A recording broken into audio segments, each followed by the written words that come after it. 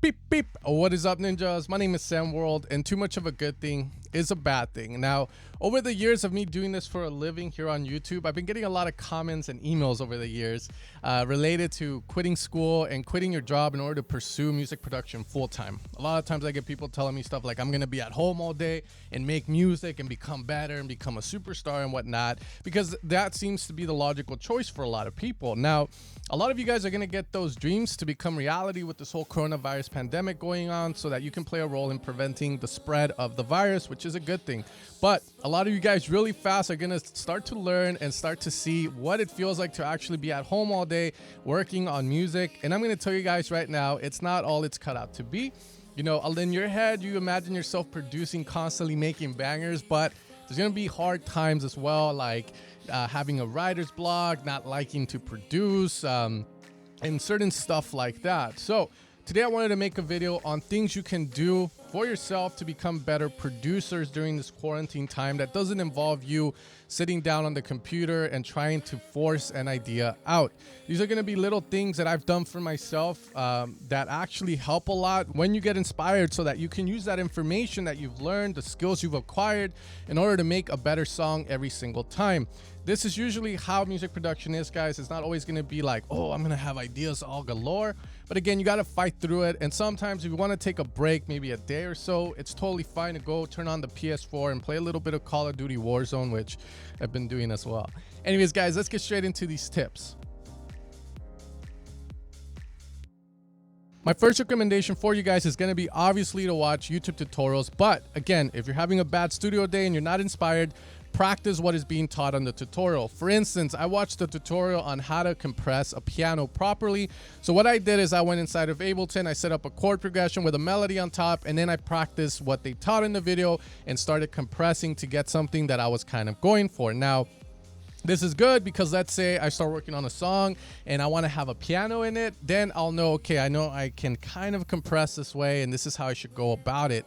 The other cool thing too is there's outlets out there like Sonic Academy, which I actually do have a subscription for them, where I can watch a lot of videos from people I actually like the stuff they make. For instance, Jerome Ismay made a progressive house video on Tiger, and this is one that caught my eye right now when I went on their website. Another one I really like is going to be the one from Enamore, which again, he makes this very chill kind of progressive house, deep house vibe that I really like. And I learned a lot of stuff from his tutorial on how he came up with the idea and how he processed his drums and whatnot. So that's something that I'm gonna try when I work on another song. Again, there's a lot of content out there for you guys to do, but the most important thing is gonna be to practice what is being taught in the tutorials, not just watch them and go like, okay, cool, and then just forget about it. My second recommendation for you guys is going to be to read the manual from the plugins you acquire. Now, this is something that I am guilty of doing myself. I'll give you guys an example. I bought a bunch of plugins from Plugin Alliance because they had a sale, and I was so excited to use them. I go in Ableton, I have this nice looking plugin, and then I'm just like, what does optical mean? What is discrete gain? Why are there two fucking knobs with the same thing? Wait, what happens if I move this? This sounds good, but why does it work that way? What can I use this compressor for? What's the best compressor to use for vocals and whatnot? See, a lot of these things, you can find that information out on the manual. Now, for instance, here I read the Shadow Hills mastering compressor manual, and I learned a lot of cool things. First off, I learned what opto is and why it's so good and how this plugin was actually made, which makes you value it a little bit more. But also, I started reading about what it means, like the transformer choices, the nickel, iron, the steel. And then finally, there's always, in a lot of these plugins, guys, there's always going to be in use sections where it tells you what this plugin is good for. For instance, I could use this on vocals, drums, bass lines, and of course the master. And it also gives you suggestions on where to start off in order to start shaping your mix or your master on the track. So again, make sure to read the manual on a lot of these plugins. For instance, I'll give you another one too. In Serum, I used it and I got really good at it, but I never knew how important the global section was and this unison section was on it until I read the manual. Once I figured that out, Paradox, the Kraken, those are some of my best-selling techno sound sets and some of my best sound banks of all time that I've released that have done really good, and I always get commented on how good the sounds are in there. Well, a lot of it comes down to finally figuring out how to make polyphonic sounds actually sound mono inside of Serum, how to make it sound analog, and other cool stuff like that. My third recommendation is going to be to invest a little bit of time in music theory. Learn the basics, and if you already know them, try to advance your learning a little bit more by learning new tricks and techniques you can utilize to achieve the sound that you want to get. For instance, in the last video that I made, I talked about chromatic medians in order to create spacey chords and create epic chord progressions on film score chord progressions. Now, before that, I didn't know what it was and I would do it by accident, but now anytime I want to achieve that, it saves me a lot of time because I know the techniques needed to achieve that vibe in music.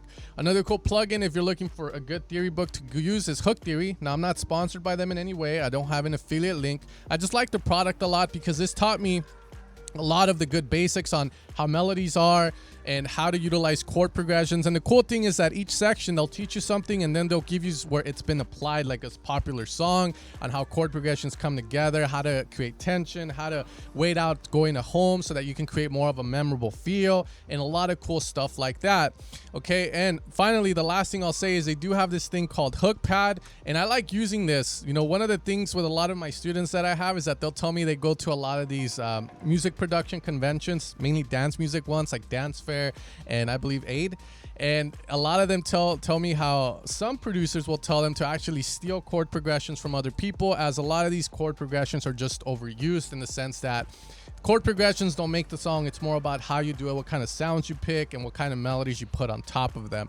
However, again, guys, you can utilize Hook Pad. You can also go to Hook Tab, which is going to have a lot of those really cool progressions for you guys, which again, I could go to like the Beatles and see the chord progression they use and how it works in relation to the melody, how stable the melody is.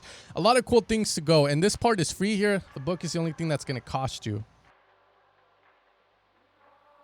My fourth recommendation, guys, is going to be one that I tell to a lot of my students when I find out they don't know how to play the piano, and that is going to be to at least be able to be comfortable to jam out melodies or chord progressions on the piano. The reason for this is the fact that the best melodies I've ever made personally have came from me actually jamming out on the piano and then recording those melodies into my DAW. I made a tutorial a long time ago, which was a big room tutorial, where I remember making a very good melody on the drop, and then people telling me, why did you quantize it? It had good swing to it. It sounded good the way you recorded it, and then you just messed it up and made it sound robotic. That's one of the cool things about recording yourself with the piano, guys, is the fact that there's a little bit of human error when you nail it, but it still adds a bit of swing. It makes it not feel robotic, and it adds more to your track, and that's something you learn in the long run. But again, if you write stuff in and that's your desired outlet, that's totally fine as well. The only time I pencil in melodies in my DAW is whenever I have the melody in my head already and I'm just drawing it out. And finally, guys, the last recommendation I have for you guys is going to be to remake other people's music when you are feeling uninspired, when you have writer's block, and when you just want to get stuff done in the studio. It's okay to take a break, but let's say you're like, whoa, man, I've been taking a break for 3 days now. I still don't got an idea. Try remaking other people's music, see it as work. This is going to help you with really cool things on how to set up drum beats. For instance, you want to remake the drum beat from the song, to nailing the bass, a little bit of sound design, and also mixing it together to make it sound as close as you can to the original. Now, of course, don't get super into it like it has to sound exactly the same. No, just try to do it to the best of your ability. Try to expose yourself, use some of the techniques you learned from watching YouTube tutorials and all that to get something close to it or close to what you are making. And I feel like that's going to help out a lot of you guys when you're feeling uninspired. The cool thing about this, guys, is that a lot of the times when I'm remaking some of these songs to make tutorials on, I also get inspired to work on my own music. Let's say I remake the chord progression from a song because I really liked it and I'm trying to figure it out. Then I'm like, wow, you know, I want to put this melody on top, and then it turns into a new song. So again, there's various things you can do to make the best out of this time in quarantine when you are not feeling productive and you feel like you're just stuck on a loop on a song. With that being said, guys, I hope again these recommendations help a little bit. I've been doing this for 4 years, so this is my life. The quarantine really hasn't changed a lot for me. Just I can't go out and play tennis or none of that, but I've been doing this and I've dealt with a lot of these things you guys are probably going to deal with during this quarantine. But I do hope these recommendations help, guys. You know, I've had my days where I feel like shit, like you're no producer, you fucking suck and all that. And then I do these things to at least feel like I'm actually being productive. But then those days when an idea comes and I'm just working really fast, I'm like, no, you fucking rock, man. You know, that is the key, guys. That is the key. A little bit of a balance. Know it's gonna happen. Try and make the best out of your time. And again, I hope that you guys are staying safe. I hope that if you are inspired, you're working on music, and I'll catch you guys later. You guys take care and peace out.